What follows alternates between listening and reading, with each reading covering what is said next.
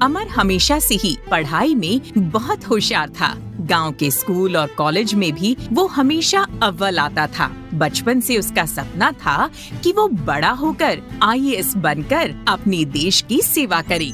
सब कुछ अच्छा चल रहा था कि अचानक एक रोज अमर के पिता की मौत हो गई। घर में अब कोई कमाने वाला नहीं था, इसलिए अमर की माँ सुरेखा उससे बोली, बेटा, तेरे पिता के असमय मृत्यु के कारण हम पर बहुत बड़ा संकट आ गया है। अब हम चाहकर भी तेरी पढ़ाई का खर्चा नहीं उठा सकते हैं।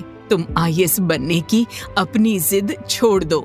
ये सुनते ही अमर को सदमा सा लगा। वो बोला, माँ, तुम ये क्या बोल रही हो? अरे आईएएस बनना तो मेरे बचपन से ही सपना है। मैं अपने सपने को ऐसे कैसे छोड़ दूं?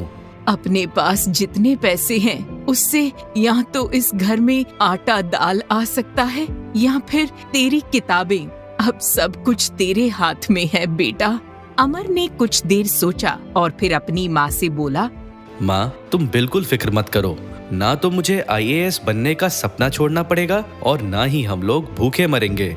मगर ऐसा कैसे होगा बेटा? माँ, मैं शहर जाकर नौकरी करूँगा, पैसे कमाऊंगा ताकि अपनी जरूरतों के साथ साथ अपने सपनों को भी पूरा कर सकूं। और बस इसके बाद अमर अगले ही दिन अपनी माँ का आशीर्वाद लेकर शहर आ गया। इस बड़े से शहर ने छोटे से अमर को जल्दी नहीं अपनाया।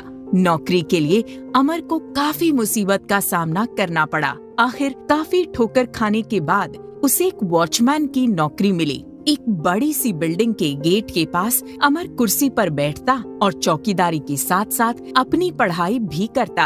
एक दिन अमर अपनी किताब में आंखें गड़ाए हुए था कि तभी तेजी से एक गाड़ी का हॉर्न बजा। अरे ओ वॉचमैन, सुनाई नहीं देता क्या? कहाँ खोया हुआ है? ये सुनते ही अमर तेजी से उठा और गेट खोलने लगा। तुझे यहाँ काम करने के लिए रखा गया है या फिर आराम फरमाने के लिए? अब माफी चाहूंगा साहब, वह मैं पढ़ाई कर रहा था, इस वजह से ध्यान नहीं गया। इस बात पर आदमी भड़कता हुआ बोला, अरे ड्यूटी पर तो क्या कॉमिक्स पढ़ने आता है? लगता है बिल्डिंग वाले से तेरी कंप्लेन करनी पड़ेगी। नहीं नहीं साहब, मैं कोई कॉमिक्स नहीं पढ़ रहा था, बल्कि मैं तो आईएएस की तैयारी कर रहा था। इतना सुनते ही आदमी जोरों से हंसा। अबे तुझे पता भी है आईएएस क्या होता है? अब वॉचमैन भी आईएएस बनने लग गए तो समझो देश तो पूरी तरह से बर्बाद हो जाएगा। आज के बाद अगर तुझे पढ़ता देखा तो नौकरी से निकाल दूंगा। उस आदमी की बातें सुन